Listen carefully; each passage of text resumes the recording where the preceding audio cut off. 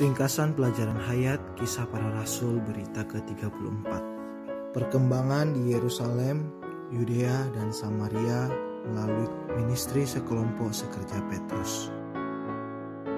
Dalam berita ini kita akan melihat pasal 12 ayat 1 sampai 24. Satu bagian yang disisipkan mengenai Petrus dalam ministrinya. Tanpa sisipan dari pasal 12 ayat 1 sampai 24, kita tidak dapat memiliki kesan yang baik terhadap Petrus, khususnya terhadap ministrinya.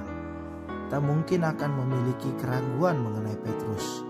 Karena itu, sewaktu ia menulis tentang awal dari ministri Paulus, Lukas berbeban memasukkan sesuatu untuk menguatkan kesan positif yang ia berikan kepada para pembacanya mengenai Petrus. Alasan yang kedua untuk penyisipan ini adalah untuk memperlihatkan bahwa penganiayaan atas gereja dan para rasul bukan hanya berasal dari sumber agama Yahudi, tapi juga dari politisi Roma. Kisah Para Rasul pasal 12 ayat 1 sampai 2 mengatakan, kira-kira pada waktu itu Raja Herodes mulai bertindak keras terhadap beberapa orang dari jemaat. Ia menyuruh membunuh Yakobus, saudara Yohanes, dengan pedang.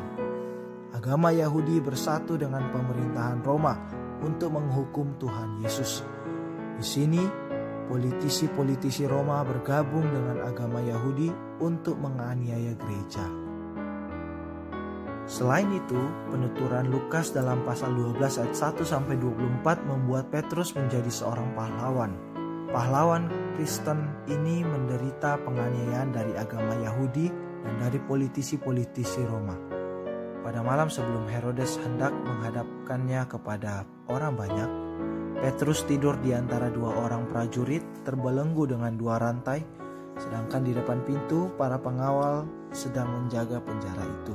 Tiba-tiba berdirilah seorang malaikat Tuhan dekat Petrus dan cahaya bersinar dalam kamar penjara itu. Malaikat itu menepu Petrus untuk membangunkannya. Katanya, bangunlah segera. Lalu gugurlah rantai itu dari tangan Petrus. Saya percaya bahwa maksud Lukas dalam menyisipkan bagian ini ke dalam tulisannya adalah untuk menjaga kita dari memiliki kesan yang negatif terhadap Petrus.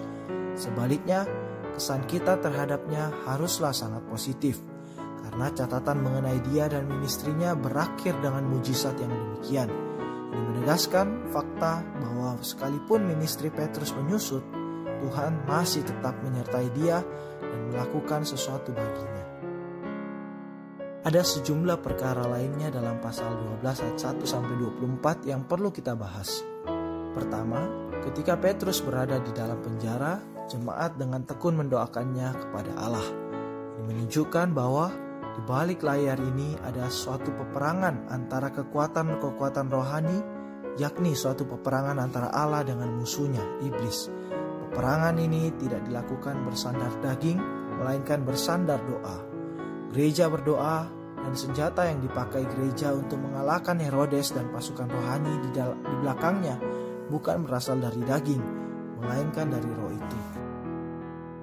Kedua, dalam pasal 12 ayat 12 kita melihat bahwa di rumah Maria ada banyak orang berkumpul dan berdoa. Ini menunjukkan bahwa doa untuk Petrus dipersembahkan terutama di rumah seorang saudari. Dari hal ini kita melihat bahwa dalam kehidupan gereja, para saudari harus memimpin dalam hal doa.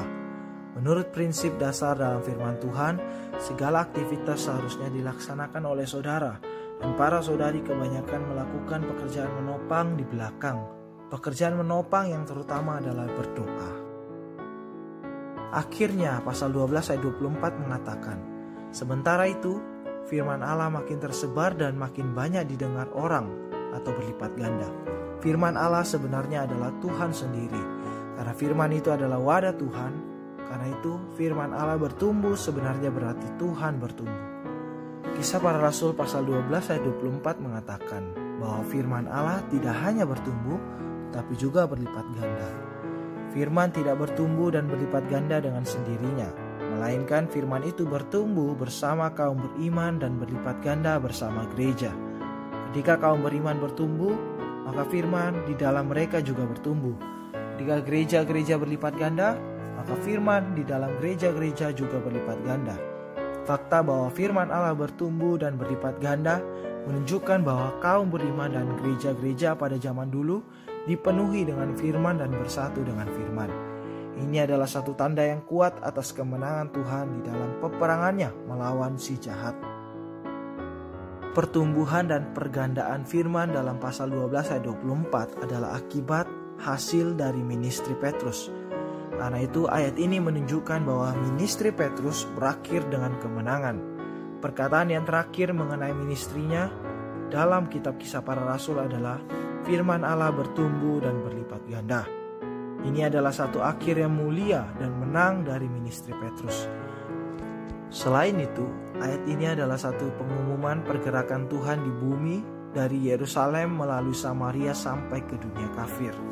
Pergerakan Tuhan dari pasal 2 sampai akhir pasal 12 benar-benar merupakan kemenangan atas situasi itu. Pergerakannya di dalam ministrinya bagi perkembangbiakan Kristus yang bangkit itu menang. Tidak hanya atas agama Yahudi, tetapi juga atas politik Roma. Karena catatan mengenai ministri Petrus dalam kitab Kisah Para Rasul berakhir dengan kemenangan, kita tidak boleh meremehkan Petrus. Perjanjian Baru mengatakan dengan jelas bahwa Petrus ditunjuk untuk orang-orang bersunat, sedangkan Paulus untuk orang-orang tak bersunat. Mereka berada di dalam dua wilayah dari ministri Perjanjian Baru. Sebagai sisipan ke dalam catatan dalam kitab Kisah Para Rasul, pasal 12 ayat 1-24 membuktikan bahwa pergerakan Allah itu menang dalam segala keadaan.